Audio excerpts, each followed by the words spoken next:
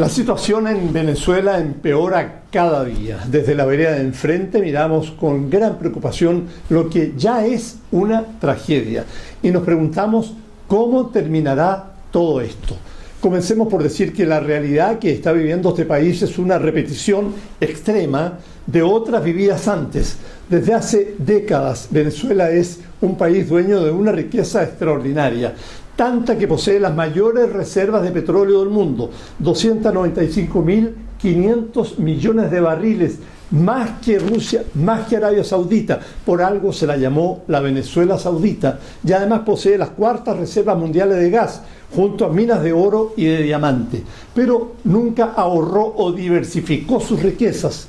Esta situación de riqueza con irresponsabilidad y mal manejo llevó a muchos periodos de descontento popular, como los desórdenes de 1989, conocidos como el Caracazo, en respuesta a las medidas de autoridad que adoptó el entonces presidente Carlos Andrés Pérez. Se había gastado demasiado y había que ajustarse el cinturón. El pueblo no lo aceptó. La represión de las Fuerzas Armadas dejó cerca de 300 muertos y 3.000 desaparecidos.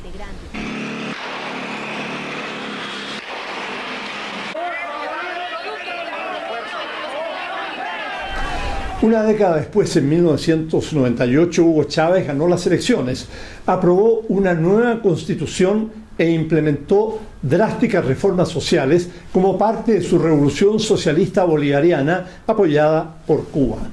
Pese a algún intento de golpe en su contra de por medio, se mantuvo 14 años como presidente, hasta que murió de cáncer y designó como sucesor a Nicolás Maduro, que resultó ser bastante incompetente. Hugo Chávez, un político de gran carisma, gastó todo cuanto pudo para ganarse el favor de su pueblo y lo logró, hasta que el 2014 la fiesta del petróleo se acabó. Los precios mundiales bajaron a la mitad y los ingresos de Venezuela también. Pese a la crisis, los gastos siguieron siendo astronómicos. El gobierno mantuvo bajísimos impuestos y los precios fuertemente subsidiados. Por ejemplo, la benzina más barata del mundo, más barata incluso que el agua potable, y precios regalados para productos básicos como la luz, el agua, el pan y la carne. Ahora, como no estamos en tiempos bíblicos de la milagrosa multiplicación de los panes, alguien tenía que pagar por esto. Ese alguien fue el Estado, que ya no tenía los ingresos de antes por el petróleo. Se produjo entonces un enorme déficit fiscal que Chávez y Maduro cubrieron como lo hacen los populistas. ¿Cómo? De manera irresponsable, imprimiendo más dinero, lo que provocó una inflación cada vez mayor. Se calcula que este año puede llegar al 1.600%. ¿Se da cuenta qué locura? Sin los ingresos de antes hubo que disminuir las importaciones y con los precios fijados por el gobierno sumamente bajos disminuyó la producción nacional de bienes.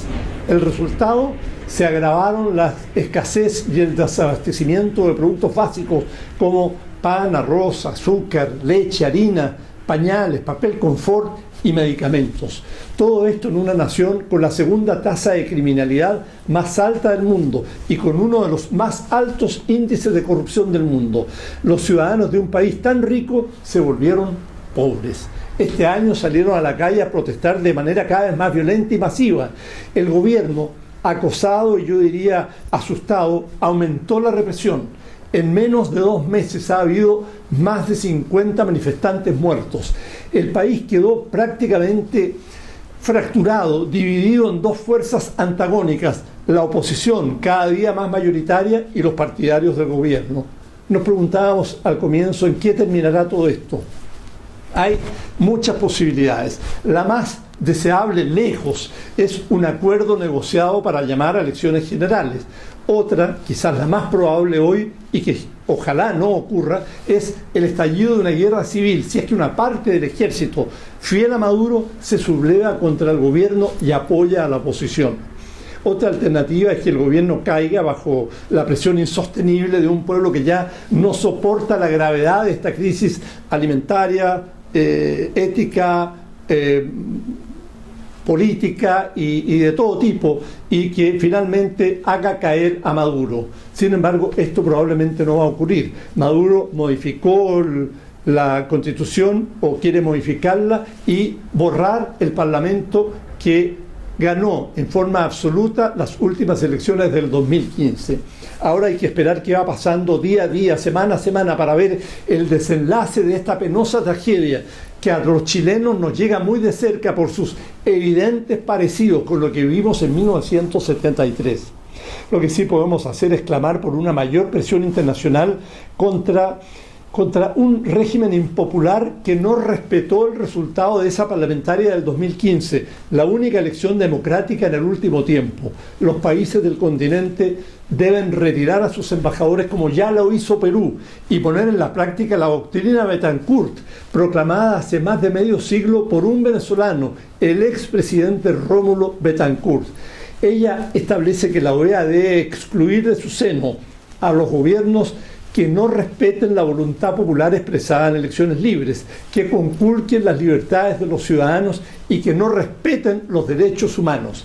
Presiones como esta podrían ayudar a la salida de un régimen que ya debió haber muerto hace mucho tiempo y que solo se mantiene vivo mediante el uso de la fuerza.